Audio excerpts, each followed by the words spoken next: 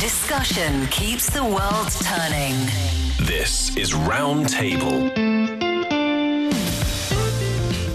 You're listening to Round Table. I'm Fei Fei, together with Steve Hatherley and Yushun in the studio. Coming up, our ancestors built the Parthenon and the Forbidden City. We are scrolling TikTok. Yes, both can coexist. In China and elsewhere in the world, brands are selling ancient philosophical ideas as new lifestyle. Museums are turning temples into selfie backdrops. So, is this the revival? And why are young people finally looking backward to move forward? Our podcast listeners can find us at Roundtable China on Apple Podcast. And please don't forget that we want to hear from you. An email is great, but a voice memo is super great. Send those our way with your thoughts on any of the issues we discussed on the show or haven't really covered on the show to roundtablepodcast@qq.com. From Beijing to Athens, ancient civilizations have shaped the way we think, create, and understand the world. But today, these ancient traditions are finding new audiences in very, very unexpected places, from the trendy Chinese guochao products and social media content to immersive museum experiences that invite visitors to step into history. But here we are asking, are ancient wisdoms only about history? How can centuries-old wisdom stay relevant in today's fast-moving digital age? And before we delve into these discussions, Steve and Yushun, I think we first need to give people a little bit of a context of what's going on today. There is a big event called the World Conference of Classics. Yeah, this is happening in Athens in Greece. It's over the course of a couple of days, the 9th and 10th of June. And what they do is they bring together around 200 leading scholars in classical studies. They also have some experts in civilization and culture and archaeology from China and also other countries around the world. It's a joint event. It's organized by the Chinese Academy of Social Sciences and China's Ministry of Education and Ministry of Culture and Tourism. That's one side. Then you've got the Greek Ministry of Culture and the Academy of Athens. So they put it on together, and then they discuss topics like education and virtue and ethics, which is a big deal now with AI taking over everything, right? Exactly. Society is changing so quickly. They talk about that. They talk about civilization-based approaches to global order. They talk about the role of humanistic values in a digital age and all kinds of things that very intelligent people discuss. It's a very brainy couple of days, I would say. Yeah, and also this year's theme is dialogue between ancient and modern, contemporary inspirations from classical wisdom. And this theme actually raises an interesting question, that is, what can ancient civilizations still teach us today? So classical studies are about much more than old texts and historical theories. At their heart is an ongoing effort to connect the wisdom of the past with the challenges of the present. Some of these philosophies, we know that they still they're still Affecting us? effective in the daily or modern society, but the things that we need to maybe alter it or understand it in another perspective for the huge changes that is happening in the modern society. So for generations, scholars have worked to keep these ideas alive, helping them cross the centuries and find new relevance and continue to inspire contemporary life. Yeah, these ideas, I know they make sense. They definitely do make sense when you have over 200 leading scholars in classic studies. But we need to slow down a little bit, I think, Steve. Is first of all, to answer that big question, why do they still matter to us today in the 21st century? Ancient cultures? Yeah. Well, I think it's because most people are still asking the same big questions today that they were thousands of years ago. Like, what makes me who I am as a person? How can I become who I want to be? What does a good life look like? How can we live together and get along together in a global sense? Modern society gives us a lot of answers about like efficiency and success and moving forward and things like that. But if we look at ancient wisdom, well, that gives us answers about meaning and virtue and connection. And I think that's why scholars are still having these types of conversations today, is because these are the same conversations they were having thousands of years ago. Yeah, and that's why our colleagues at CGTN also had those questions, precisely those questions, and sought answers with a professor from Greece called Theodoros Papanelius. He is a professor of philology with the Academy of Athens, which is Greece's national academy and also considered the highest research establishment in the country. Let's hear what Theodoros said. The cosmos, the world, the society, how to govern society, how to become a virtuous person, all these things are common to Confucius, Lao Tzu, Aristotle, and Plato. There are different paths taken to reach the goal. And this is very interesting. Classical Greek philosophy is more analytical. It has initiated what we call dialectics, an analytical inquiry into things, into cosmos, into truth, into virtue, into the ideal state. Chinese philosophy, especially when one reads Confucius' Analects, is quite different.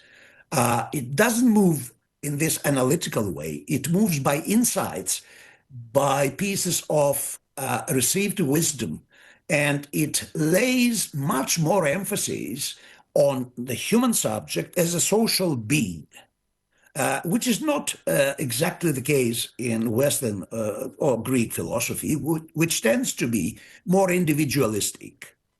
But those two sides, as I say, are complementary because we're both individuals and social beings. We need both a free rein to express our individuality, but we must also be disciplined enough as members of a society. You need both philosophies to put together this ideal, I think.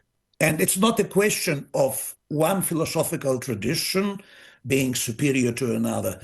In the past, the West was too arrogant about that, probably because Western scholars and philosophers had no knowledge, no real knowledge of Eastern philosophies, especially the Chinese one. Now it's a completely different landscape, completely different. I can see many Western scholars opening up to Chinese literature, as I can see Chinese scholars studying very systematically the Greek and Roman literature. I think it is going to go forward and advance. There is no cultural tradition that has the unique privilege of reaching the truth, or the aesthetic or the moral truth.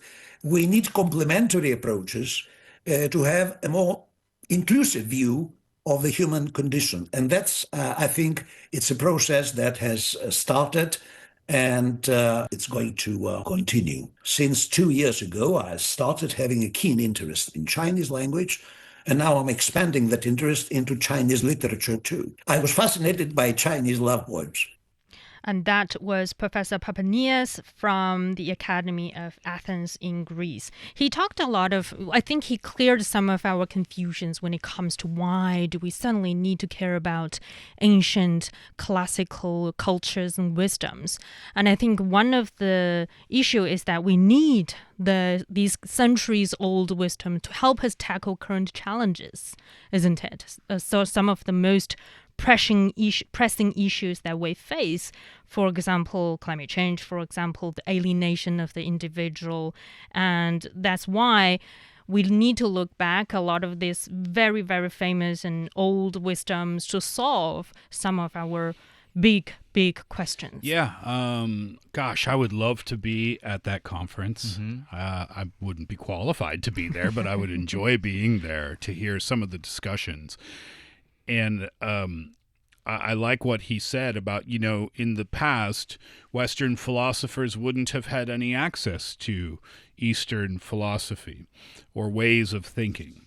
And that would be true in the other direction as well. But now we have the opportunity to study and learn about what thoughts existed at the time, where those thoughts were directed. The Western philosophies were more individualized, whereas the Eastern philosophies were more about, or at least Confucius, about like existing within the society.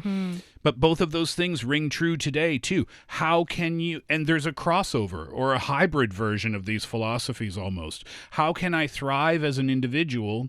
How can I achieve happiness as a person, as a human being, yet still fit into the society where I live, wherever you happen to live within the world? And to me, it's even more interesting now because the world is a much smaller place than it used to be.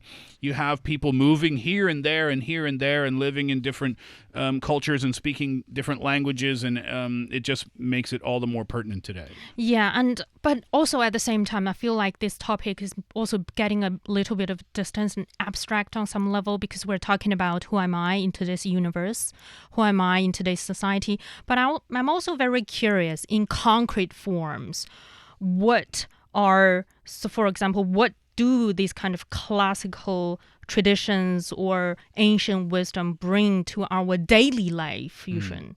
I think nowadays people are just having more alternatives on understanding these kind of classical culture and theories. And many young people see classical Chinese culture as a way to kind of express who they are. And China chic or Guochao brands, I think, is one of the perfect examples to illustrate this kind of trend. And these brands have transformed traditional cultural symbols into everyday fashion and consumer products. One example is that cosmetic brands, they incorporate motifs from ancient paintings and historical figures into their packaging, and maybe the idea, the names of their products. And also, a lot of popular TV dramas are, I think, introducing different times of history in China. One example is, I can think of, it's called 太平年.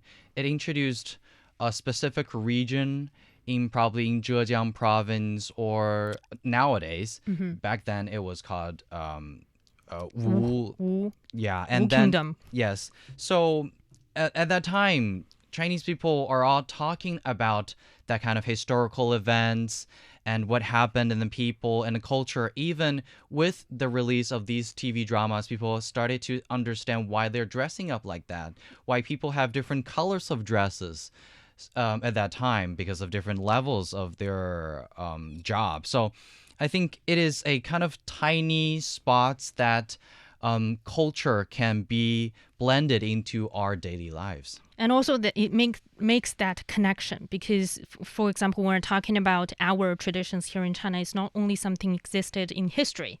It's now live around us, is making that link, no matter through like dressing up as a person from the Tang Dynasty 1200 years ago, or just being in a very immersive environment in a museum. Yeah, and I think, too, this is just kind of my perspective of watching what's going on in social media and things like that, but, that very Chinese time of life that kind of caught on in the West. And young Western people are looking at Chinese traditions as kind of a cool, vibey thing to do. So that's fun for the. I mean, that's fun. It's fun, right? Yeah. But it also shows me that the things that might have been considered like ancient or maybe even a little stale with younger generations are now coming back, and it's not just worth preserving in Chinese history, it's worth sharing to the global stage. And what we're discovering now is that the global stage is thinking, oh, that's not just an old Chinese thing, that's actually a pretty cool thing that I can incorporate into my 2026 life. Yeah, and thinking about, well, when it comes to classics and ancient cultures and wisdoms, it's not just about fashion being fun.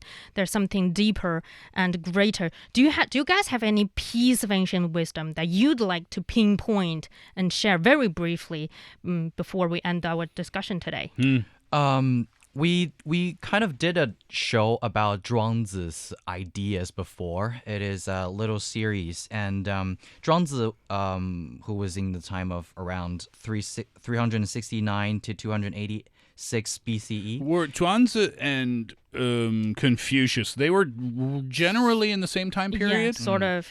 And Zhuangzi was one of the most important figures in Taoist philosophy, and his core teaching was not about passing down rules or knowledge, but about helping people transcend the constraints of the world and achieve spiritual freedom and inner peace. And I think it is really, really fitting into a lot of the mindset of nowadays young people.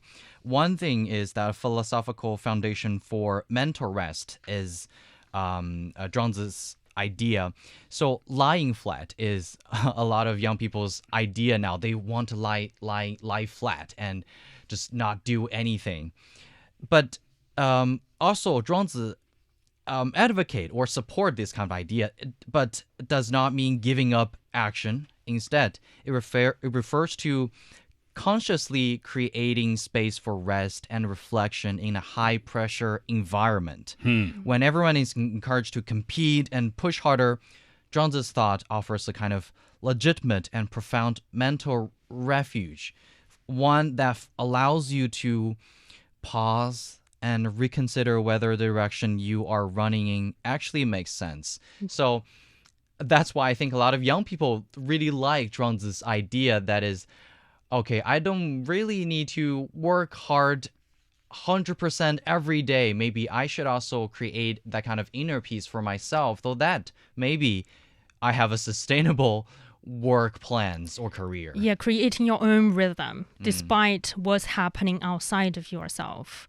And Steve, do you have anything that you'd like to pinpoint very briefly? I just want to talk about this one more, if that's okay. Really? Yeah, of course. Well, I think for Zhuangzi or Aristotle or Western versus Eastern philosophy, we look at these concepts from thousands of years ago and we feel like, oh wow, that still applies today.